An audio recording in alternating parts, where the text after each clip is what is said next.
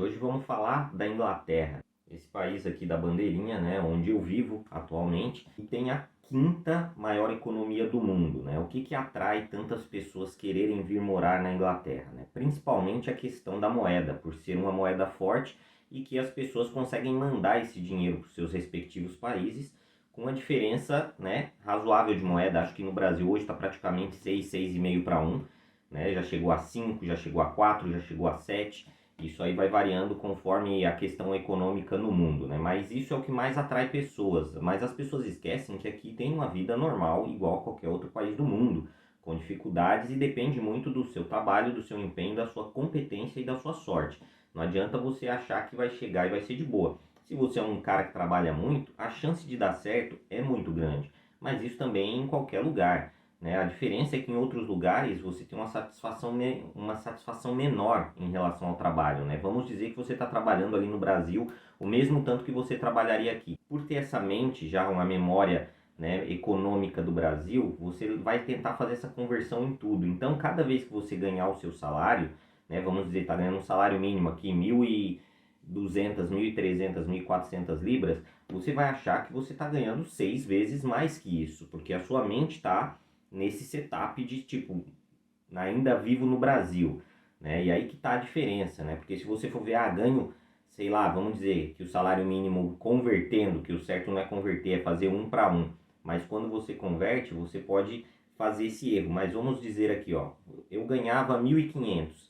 Com 1.500 eu pagava 750 de aluguel, ou seja, 50% do meu salário ia para aluguel, fora as outras contas, ou seja, se eu fizer essa conta e colocar, eu ganho 7 mil reais, 3.500 já foi só pro aluguel, aí fora as outras contas. Então tem que ver essa conversão. E outra coisa que acontece é que a maioria dos brasileiros, eles vêm com aquele mindset de comprar um monte de coisa, de querer ter um monte de coisa, porque no Brasil é muito difícil e aqui é mais barato. Então você fala, pô, se eu tinha um iPhone no Brasil, por que aqui eu não posso ter o melhor iPhone?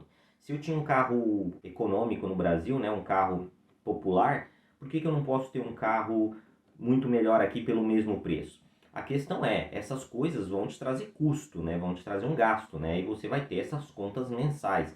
Digamos aí, conta de telefone. Eu, por exemplo, sempre paguei 10 libras de telefone. Acho que tenho 4 gigas de internet, a gente pode usar fora dos lugares. Nos lugares que tem Wi-Fi, eu uso Wi-Fi. Dentro da minha casa, eu uso Wi-Fi, não fico usando do celular. Então, para mim, tem sido suficiente. Em 7 anos, eu nunca precisei, né, de usar, a não ser que você seja um obcecado por internet e fique ali passando tempo, né? Se você utiliza a internet de forma útil, né, vendo alguma informação tipo essa que vai te trazer algo de, eu vou melhorar nisso, esse cara faz desse jeito, ou eu posso aprender isso, aquilo, cursos, etc. Beleza, mas a maioria das pessoas estão lá só passando, né? Passando ali feed de dancinha, TikTok, esse tipo de coisa. Então você perde muito com isso. Mas vamos voltar aqui para a Inglaterra. Aqui na Inglaterra é o 80º, acho que é 80, né? Na posição de maiores países do mundo, ou seja, 79 países maiores que a Inglaterra no mundo, né? Na questão de população, a Inglaterra é o 21º. E uma coisa que é normal é que esses países bem desenvolvidos, mesmo com uma população menor tipo a Inglaterra, está na frente de outros países que não são tão desenvolvidos. Mas isso faz a gente ter um erro de cálculo. Por exemplo, o Brasil tem lá 220 milhões de habitantes. A China tem 1 bilhão de habitantes, né? 1 bilhão e 700, 2 bilhões de habitantes. E a China está muito bem. A China está muito bem pela quantidade de pessoas. Ela não está muito bem porque ela é um país bem estruturado e que desenvolve bem. O povo lá é praticamente escravizado. Mas, como tem 2 bilhões de pessoas, ela consegue se colocar ali nos 10 primeiros em uma posição muito boa. Então a gente tem que ver todos esses fatores. Por que a China é a segunda maior economia do mundo? Ela é a segunda maior economia do mundo porque ela tem 2 bilhões de pessoas. A Inglaterra é a quinta com 67 milhões de pessoas, ou seja, uma diferença muito grande e ainda assim está muito próximo. É o Japão, que também é um país muito pequeno. A economia do Japão, que é um país que não é tão grande, está em terceiro. A Alemanha, que veio de Segunda Guerra Mundial e tudo mais, está em quarto, né? Então a gente tem que ver tudo isso, não achar a China está indo super bem, vamos ser comunista, show de bola. Não, não é assim que funciona, né? Ali tem uma quantidade, assim como o Brasil se coloca às vezes entre os 10, mas é porque tem uma quantidade muito grande de pessoas, não porque sua economia é realmente forte.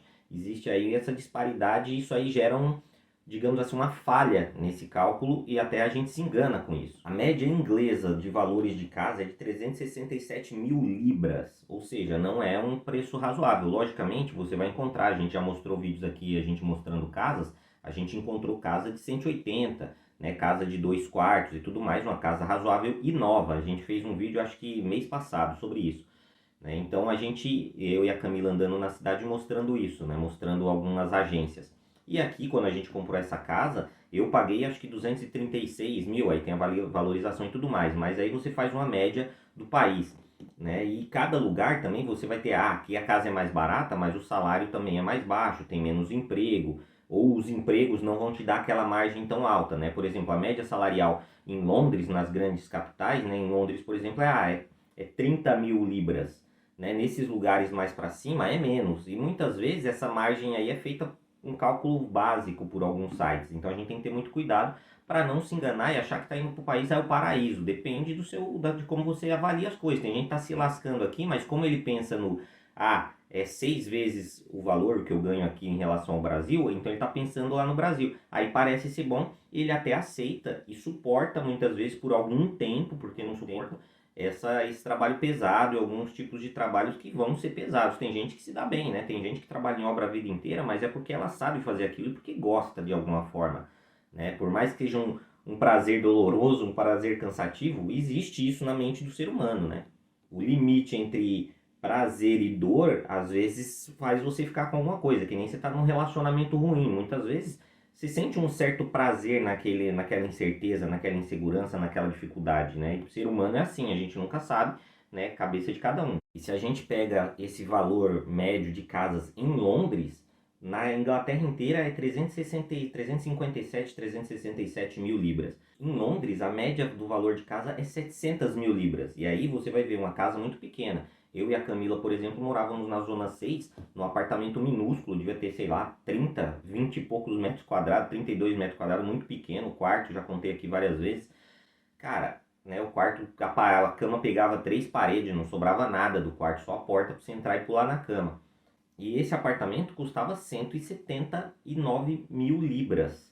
Ou seja, aqui com 179 mil libras você compra uma casa muito melhor, mas aí vai mudar de salário. Por exemplo, hoje, como gerente, eu ganho aqui no interior o equivalente que eu ganhava lá como analista, como coordenador.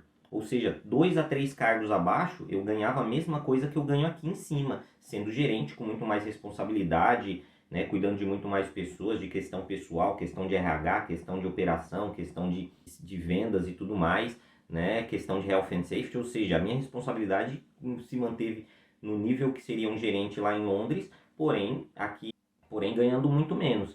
Então isso aí tudo conta. A organização que mede economicamente o poder da Inglaterra, a Inglaterra vende muito mais serviços, né? Tá voltado ali ao retail, a supermercados, a feiras, a eventos, a pubs, que também é uma espécie de retail, onde você compra alguma coisa.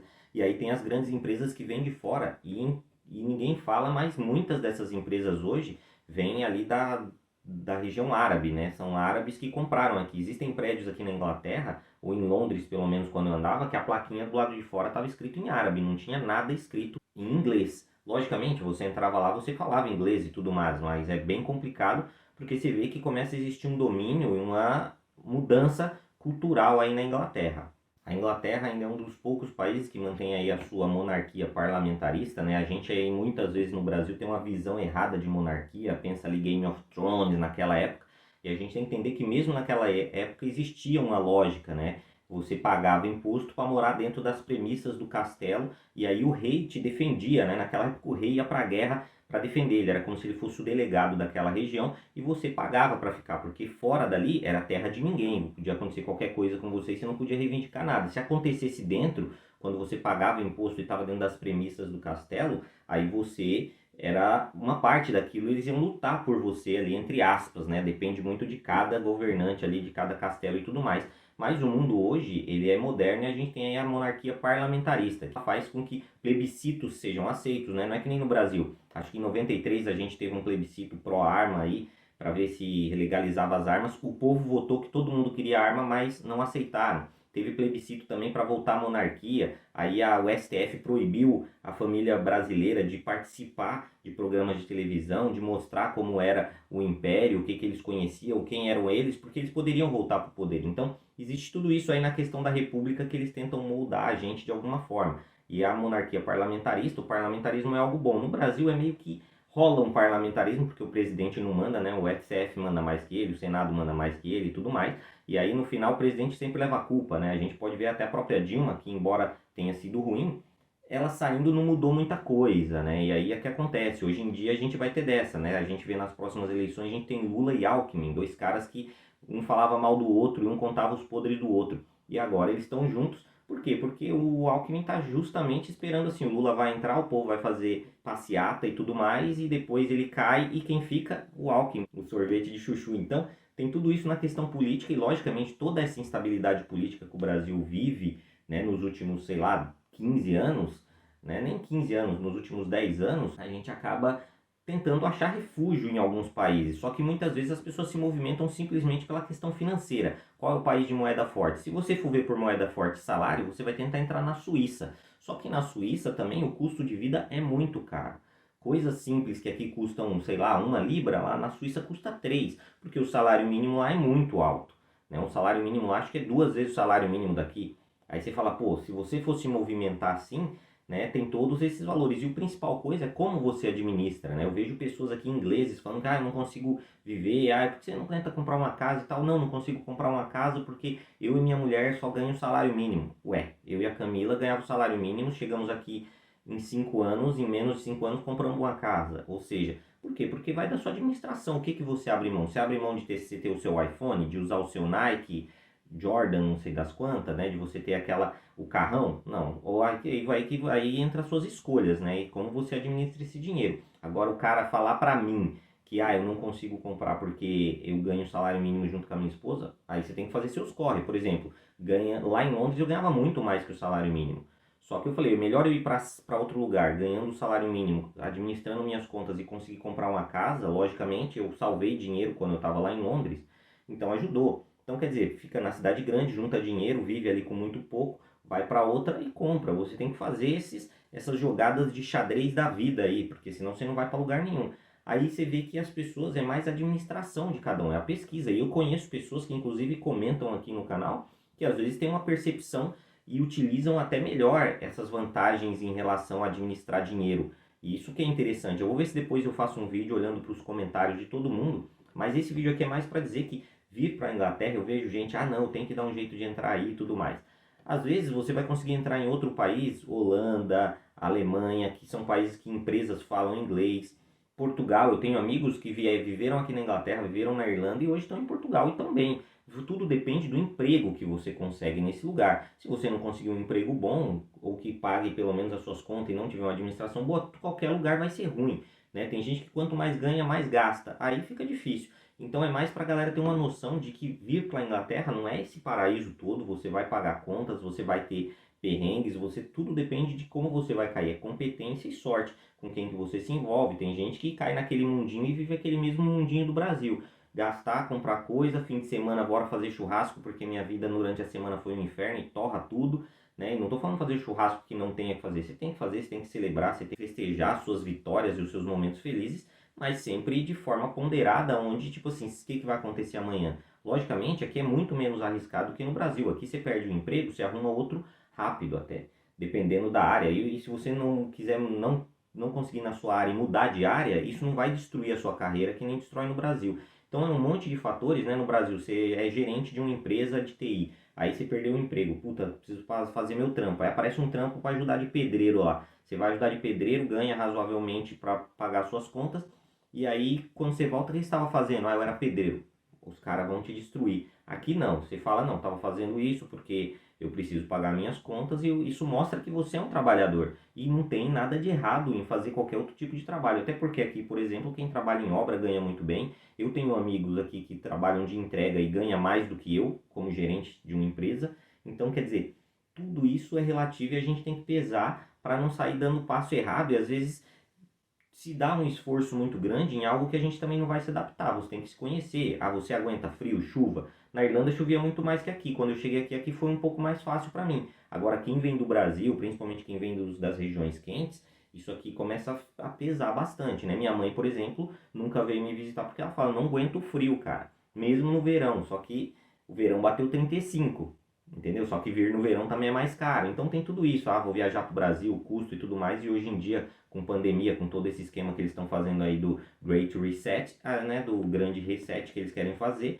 tudo ficou mais caro e tudo vai subir, né? Tudo preços de carros está subindo, preços de casa está subindo, juros também está subindo, então a gente tem que começar a calcular tudo isso para avaliar bem se a Inglaterra é mesmo uma boa opção para você ou não, né? Depende de todo o seu conhecimento e onde você se encaixa. Eu tenho amigos que trabalham na Holanda e vivem super bem, já comprou até casa lá e tá tranquilo e não tem nem a cidadania, ou seja, conseguiu visto de trabalho. Então é possível você chegar em qualquer lugar de qualquer forma, desde que você se empenhe, se esforce, tenha conhecimento, competência e a sorte de aparecer a oportunidade correta para você no momento certo.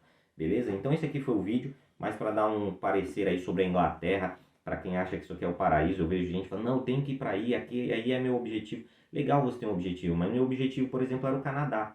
E no final não rolou e eu não me deixei levar. Fui para Irlanda, fiquei 3 anos, voltei para o Brasil, fiquei 5 anos, voltei para cá.